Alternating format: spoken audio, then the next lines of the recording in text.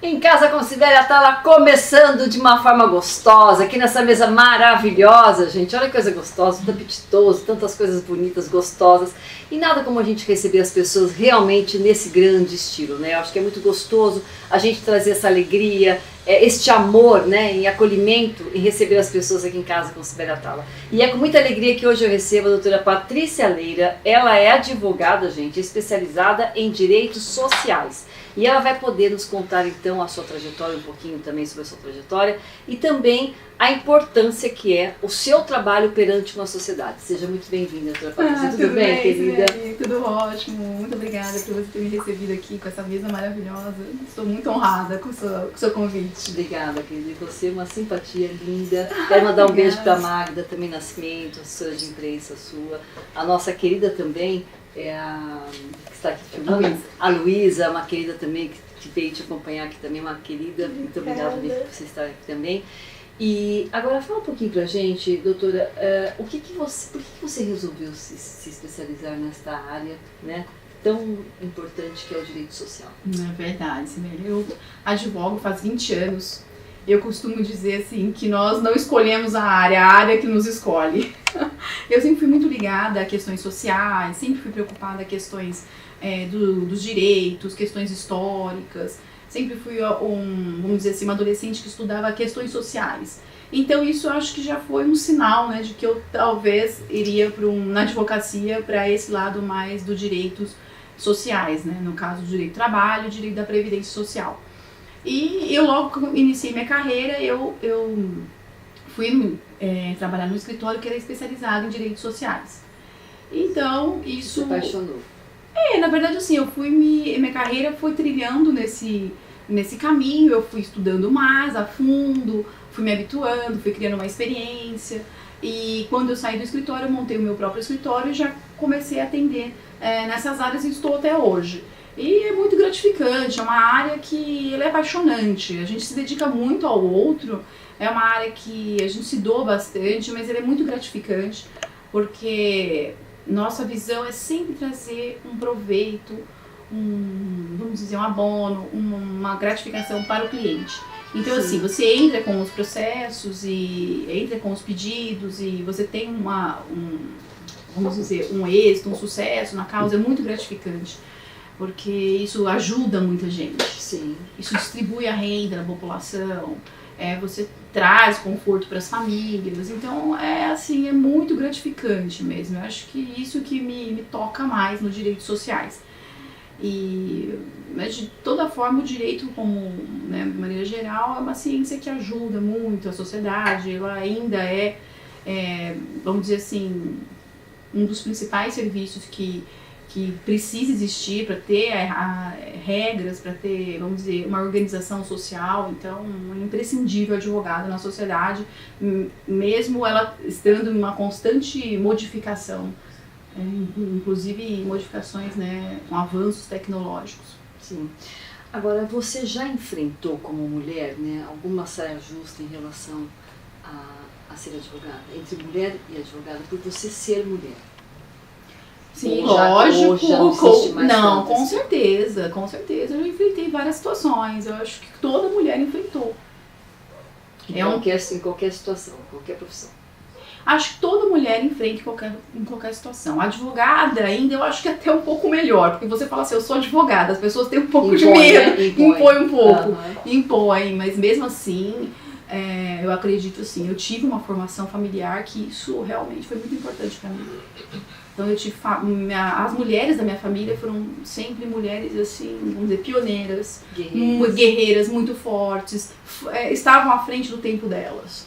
Então assim, minha avó, uma época que a mulher não trabalhava, minha avó já trabalhava, então eu já estudava, entendeu? A mãe da minha mãe, por exemplo, era empresária do meio rural, entendeu? E tomava decisões, e tomava frente, não era comum isso. Sim. Eu atribuo muito a, vamos dizer assim, essa sistemática familiar. Eu acho que as mulheres da minha família são diferentes, são muito independentes, assim.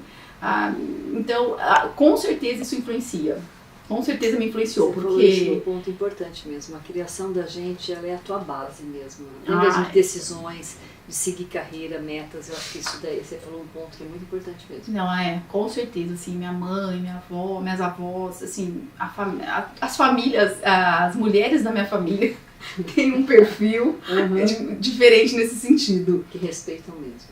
E são vanguardistas. Elas assim, eu acho que a minha avó, por exemplo, ela já quebrava bastante paradigma. Então, interessante.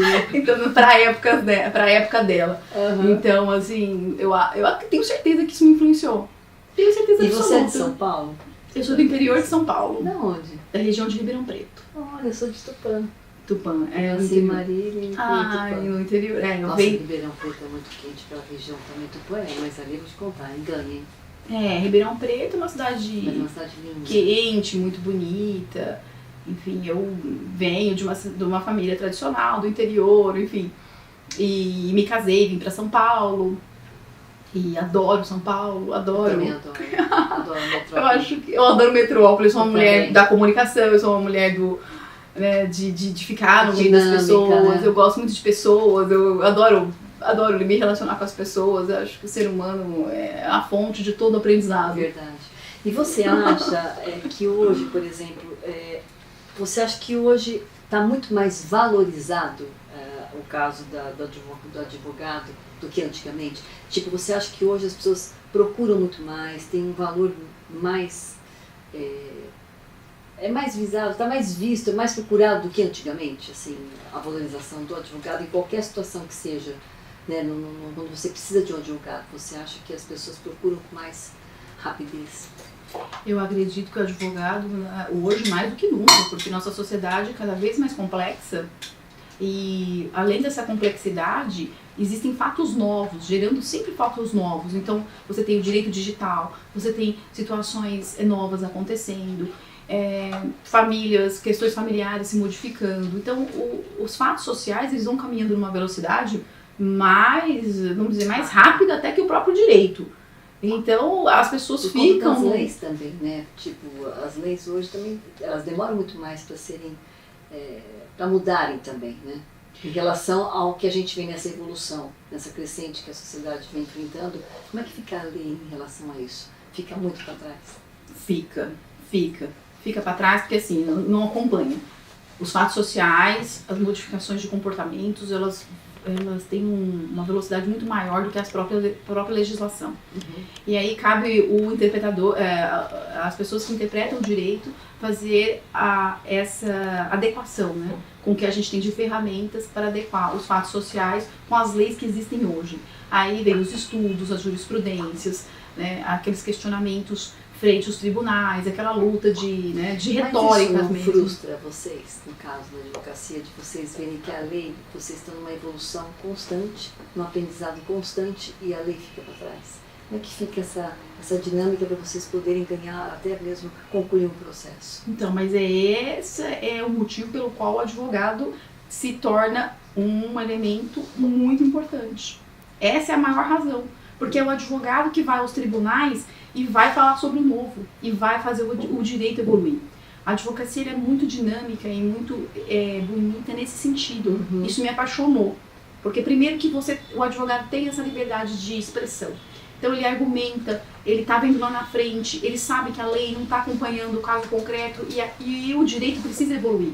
A partir do momento em que as decisões vão se modificando com os argumentos do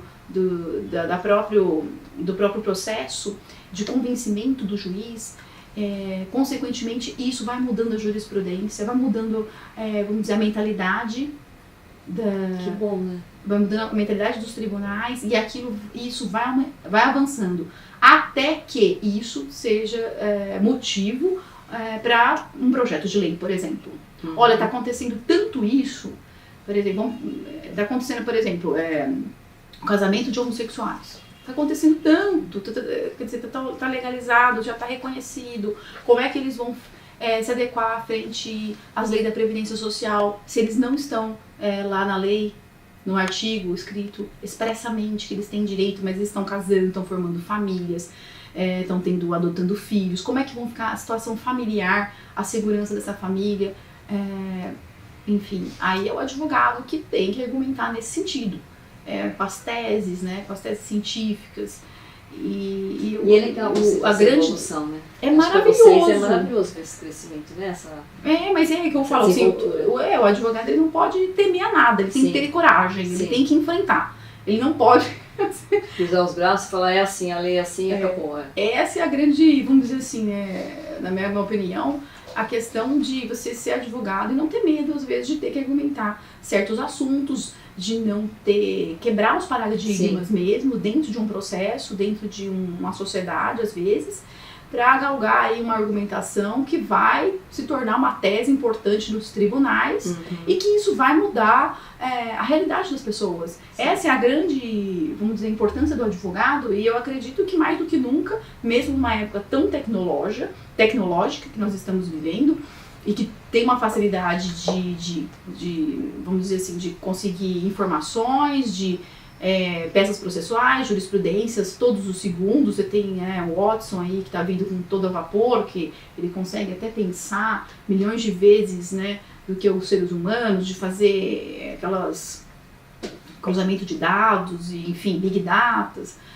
E mesmo com toda essa tecnologia, o advogado ele vai ser essencial, justamente para levar. Esse é na minha opinião, um dos motivos que o advogado vai permanecer, vamos dizer assim, muito necessário socialmente. Um dos motivos, tem outros também que eu acredito que essa questão de fazer uma mediação, você sentir, por exemplo, a sistema familiar para resolver um problema de um contrato, de uma família, de uma sociedade, ter essa percepção, essa sensibilidade, que às vezes a máquina não tem ainda. Eu falo ainda porque a gente nunca sabe o que pode acontecer no futuro. Sim, é tão... Não imaginar, às vezes, qual que vai ser as funções dos robôs no futuro. Então, assim, a gente tem que ter a cabeça aberta. Eu tenho a cabeça bem aberta e tento ler bastante, porque você ouve, assim, o advogado, que já existiu um robô fazendo uma audiência. Nossa Senhora. Aí é meio assustador. Como que um robô vai fazer uma audiência? Tudo pode acontecer. Tudo pode acontecer. Sim. Agora, para você, quais foram os maiores impactos da reforma trabalhista? Então, a reforma trabalhista aconteceu em 11/11/2017. Nós temos 5 anos da reforma trabalhista. E assim, na verdade, na minha opinião, o que mais diferenciou foi a questão do negociado, porque hoje existe uma prevalência do negociado ao legislado. Então, o que os sindicatos fazem de acordo coletivo, convenções coletivas com a empresa ou com o sindicato, patronal e empregado, ele prevalece sobre a CLT. Então, isso configurou assim, um fato positivo, na minha opinião. Porque os sindicatos, discutindo com às vezes grandes empresas para formar, por exemplo, um acordo coletivo, ele sabe exatamente qual que é a realidade daquele trabalho naquela empresa. Então é como se fosse uma lei específica para aquela empresa. Então se tem grandes empresas com, vamos dizer, 11 mil funcionários, quer dizer, uma cidade praticamente, qual que é a realidade daquela formatação de trabalho, certo? Frente a para legislar sobre aquele trabalho. Então hoje os acordos, as convenções coletivas, elas fazem essa previsão, né? Exceto, lógico, aos direitos essenciais, que eles são previstos lá, aqueles básicos, né? Que é 13º, férias, FGTS, depósito de FGTS, a multa, o aviso prévio. Alguns direitos estão catalogados que não podem ser discutidos numa convenção, num acordo coletivo. Estão previstos na Constituição, enfim. Mas, assim, outras peculiaridades que é própria de cada categoria, elas vão ser discutidas nos seus próprios sindicatos e que vão prevalecer em relação à CLT. Então, assim, veio a flexibilização do trabalho. A tão temida flexibilização do trabalho. Mas, nesse sentido, eu achei positivo, porque tem que estar mais coadunado com a realidade de cada categoria. E também teve a modificação dos sindicatos, né? Os sindicatos que eles agora estão uma discussão para se volta ou não essa contribuição obrigatória para os sindicatos. Os sindicatos é importante, na minha opinião, porque eles fortalecem a categoria, a luta do direito por cada categoria. Para mim, eu acredito que os sindicatos eles têm que ser organizados e prestar realmente um serviço que vai ter uma contraprestação para os trabalhadores. Uhum. Então, muitos sindicatos não existem mais por conta de não ser mais obrigatória a contribuição depois da reforma. Mas isso agora no novo governo vem sendo algumas coisas discutidas, porque há quem diga que o trabalho ficou mais precário, com menos, vamos dizer, proteção. Uhum. E que não aumentou, vamos dizer assim, o número de empregos. Não foi a reforma que fez a população adquirir mais empregos, não reforma trabalhista. Enfim, tem vários, na minha opinião, tem várias, vamos dizer, questões em volta do desemprego, né? Nós tivemos pandemia, tem várias variantes, condições econômicas do país, enfim, e tem algumas questões que estão sendo discutidas, né, para melhorar aí a proteção do trabalhador. Agora, quais são as suas expectativas para o direito trabalhista nos próximos anos? Olha, eu acho que, na minha opinião, pode ser que com esse novo governo, ele é mais protecionista em relação aos direitos sociais. Ele já declarou isso. Né? Esse novo governo se declara que ele vai fazer uma proteção social. Eu acho isso muito positivo, porque o país está muito fragilizado no momento. Mas, enfim, temos o equilíbrio fiscal, econômico, que também tem que ser aliado a todas essas questões. Mas existem algumas questões trabalhistas, por exemplo, o trabalho intermitente, eu acho muito precário. Eu acho que o governo Lula já mencionou que vai mexer nisso. Eles estão muito desprotegidos em relação até ao seguro social, ao INSS, porque o trabalho intermitente, ele trabalha aqui, trabalha ali, ele não tem vínculo com nenhuma empresa, enfim, ele não tem garantia nenhuma. E ele está previsto na reforma trabalhista. Então, assim, nesse governo, acredito que uma modificação ou outra para maior entendimento assim, de proteção ao trabalhador. Mas não tem bola de cristal. Até que o governo começou com esse assunto, foi muito criticado em razão do equilíbrio fiscal. E todo mundo fica preocupado, né, com isso, que ele já furou o teto de gastos. Então, existe muitos, vamos dizer, muito pressionado. Mas não dá para saber o que assim vai sair desse governo. Agora, Patrícia, você atua onde? Seu escritório fica em São Paulo? Né? Fica na cidade de São Paulo e na Baixada Santista. Também? Eu estou na Baixada Santista também. Em Santos. Que legal. Mas você mora em São Paulo? Eu moro na cidade de São Paulo. E aí você atua lá e cá? Atuo lá e cá, fico na Avenida Paulista aqui, já faz 15 anos que eu estou em São Paulo. Que beleza. Eu comecei a advogar no interior, depois eu vim para São Paulo. Certo. Então, estamos nessa trajetória, 20 anos já. E as suas redes sociais, para a gente poder já passar também para o pessoal de casa? Meu Instagram é DRA, doutora Patrícia Leira. E lá você tem uma equipe com você ou só você nessa área? Só você que trabalha ali ou tem outras pessoas também? Tem os associados. Tem os associados? Associados, sim. Isso é importante também, legal. E você ia falar mais alguma coisa em relação ao Instagram, alguma coisa? Não, o Instagram eu posto bastante conteúdo. Legal. Vídeos sobre questões assim, específicas de direitos. Lá tem meu site também, no próprio Instagram. E a gente interage bastante. Isso é muito importante. Aliás, hoje as redes sociais, a gente estava até comentando antes de começar a gravar, né? A importância que é a internet hoje.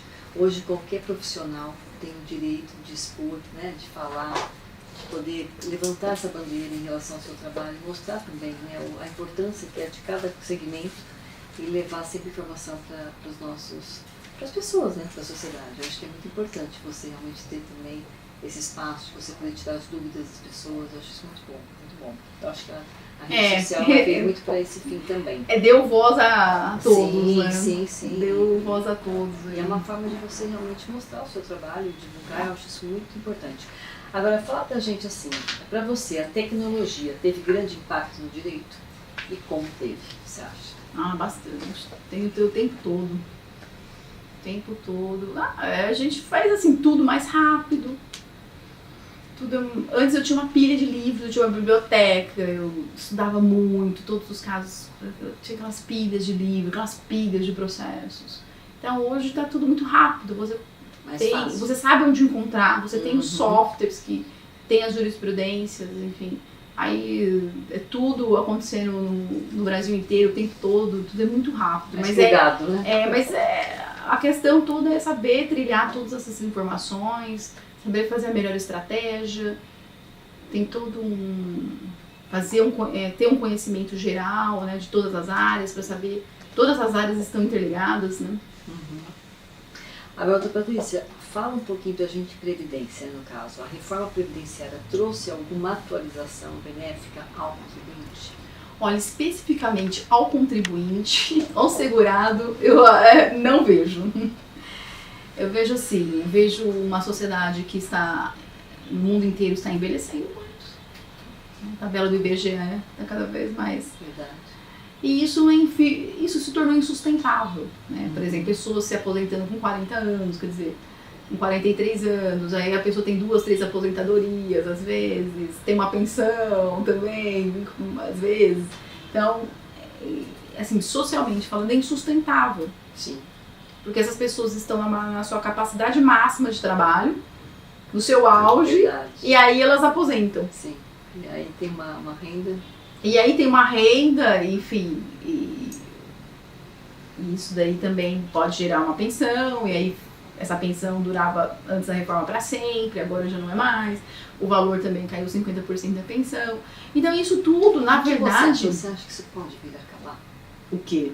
Essa diminuição desse valor em relação à pessoa que se aposenta muito mais nova e vai tendo essa... E você falou que reduziu para 50%. Isso pode amanhã chegar até menos? A diminuição desse percentual? 50% da pensão? Do que a pessoa de repente tem para receber. No caso, a aposentadoria também. Os valores da aposentadoria. Sim. Assim, o que eu vejo hoje, né? É insustentável, assim, eu tô dizendo assim, coletivamente. Sim. Vamos dizer, Brasil, é insustentável manter um sistema assim. Coletivamente é muito positivo, porque as pessoas vão trabalhar mais tempo, a economia vai girar mais, vai ter mais contribuições. Isso para o equilíbrio do sistema atuarial, financeiro, é muito positivo. Mas, assim, especificamente para os segurados, piorou e muito. Então, assim, quando eu pego um caso, especificamente, eu sei que eu vou ter que fazer ao máximo, trilhar informações ao máximo para galgar o melhor benefício, a melhor renda, a melhor vantagem financeira. Lógico, por isso que existem tantos estudos a respeito disso. Mas assim, sobre o valor dos benefícios, hoje você tem um teto que não é baixo, que está 7.505, hoje o teto da Previdência. E, enfim, tem pessoas que estão chegando perto disso. Então, você contribuindo proporcionalmente, teoricamente você chega. O que está acontecendo é que a lei dificultou as pessoas aí, às vezes em 40%, 50% a mais do tempo que ela vai permanecer trabalhando. Agora, se vai existir outras modificações, outras reformas previdenciárias, com diminuição de alíquota, com diminuições de valor de benefício, aí é impossível saber. Porque, não sei, de repente no próximo governo ele tem uma nova reforma, dependendo das contas públicas. Mas assim, historicamente, o órgão do INSS, da Previdência Social, nunca atrasou nenhum benefício. Então, ele é muito criticado, essa contribuição, esse investimento, né, que é esse seguro social, que é a Previdência Social. Mas o que acontece? É um investimento que nunca falhou, nunca atrasou. E se o segurado fizer um planejamento bacana, ele tem um custo-benefício maravilhoso sobre o que ele contribuiu ao longo da vida e o que ele vai receber. Isso é muito comum, a gente fazer o planejamento previdenciário, justamente, que é para fazer o retorno de investimento dessa contribuição que é obrigatória, que tem natureza de imposto, que a contribuição previdenciária tem natureza de imposto, então ela é compulsória, ou seja, você trabalhou, você oferiu renda, você obrigatoriamente tem que pagar as alíquotas lá correspondentes aos benefícios que você vai ficar assegurado no caso de uma morte, um acidente, uma doença e a própria velhice, que são fatos certos que vão acontecer, né, na nossa vida. Sim. E como fazer esses aportes de forma de acordo com a legislação e que será mais vantajoso, vai ser o custo-benefício vai ser bacana. Então esse é um estudo muito interessante que eu faço muito lá no escritório e que beneficia muitas pessoas, porque evita exatamente os benefícios baixos. E a pessoa fica frustrada, porque ela contribuiu 30, 40 anos e ela vê o benefício dela cair e o padrão de vida dela cair 30, 40%, que isso é comum. E o brasileiro, ele está mudando o perfil dele. Hoje, ele planeja mais. E esse comentário de que os benefícios são muito baixos é geralmente quem não teve essa mentalidade de se planejar para um benefício melhor. Então, tem toda uma nuance de um estudo, de um planejamento para fazer valer a pena um investimento que é obrigatório.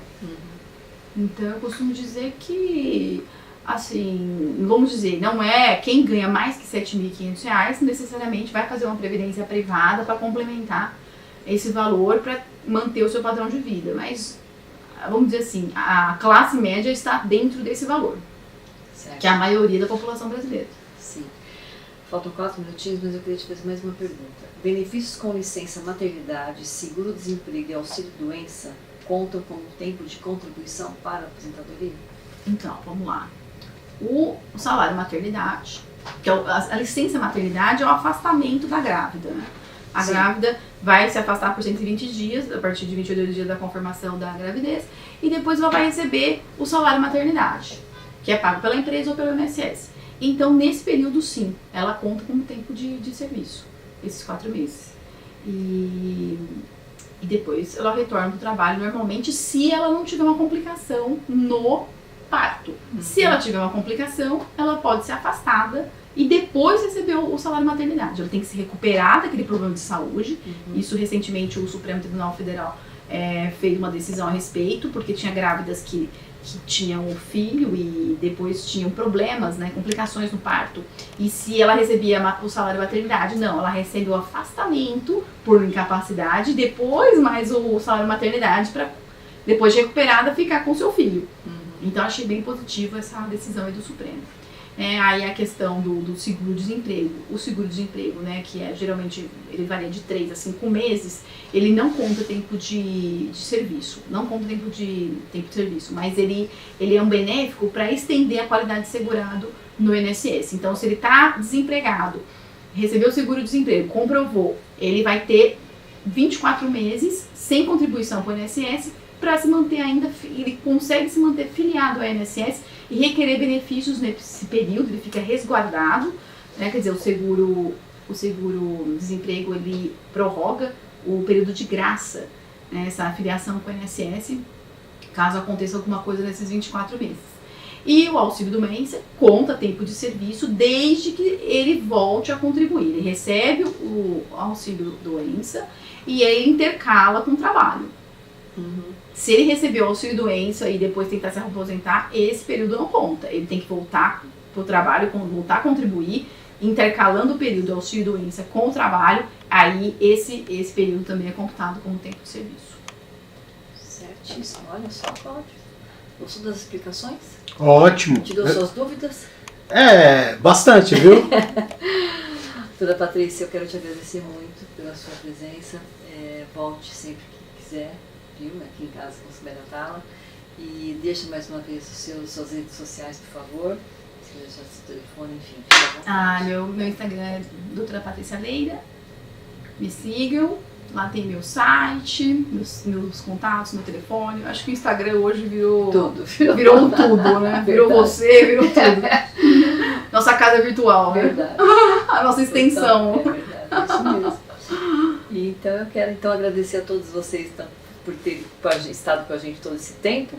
Eu fiquei prestando atenção, viu, Cláudio? É. Muita informação, viu, pra gente ficar pensando. Muito bom. Muita informação. E olha, lembrar vocês, gente, que em Casa com Esperatala vocês podem nos seguir em várias plataformas digitais, que eu sempre passo para vocês, pela rede STB TV, pela Play TV, enfim, pelo meu Instagram, pelo meu canal do YouTube, Cibele Atala, gente. Vão até lá, dão seu like e ó, beijo para todos vocês, fiquem com Deus e até o próximo programa. Tchau, Patrícia, muito obrigada. Obrigada, Tchau, Sibeli. tchau.